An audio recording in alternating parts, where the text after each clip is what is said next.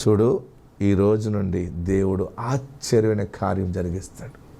ఏదైనా జరిగితే ఆయనే చేయాలి, పరమాత్ముడే చేయాలి తప్ప మా చేతుల్లో ఏది లేదని చేతులు ఎత్తావు కదా, నువ్వు చేయి పైకి ఎత్తావు కనుక ఆ చేతిని ఆయన పట్టుకుని నిన్ను గట్టు మీద పెడతా ఉన్నాడు. దేవునికి మహిమ కలుగుగాక.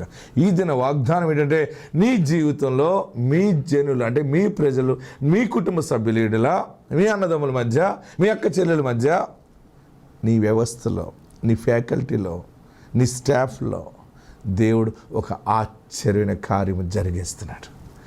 అది సమయం వచ్చిందనమాట. సమయం వచ్చింది కనుక ఆ దీవెన నీ ముందుకు వచ్చి ప్రాప్తిస్తుంది.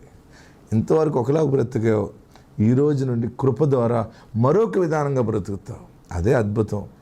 అంత ఆస్తికర్తగా, ఐశ్వర్యవంతుడిగా, రక్షణ సాక్ష్యము కలిగిన జీవ కుమారుడిగా, కుమార్తెగా, దేవుని బిడ్డగా ప్రతిష్ఠ అవుతున్నావు.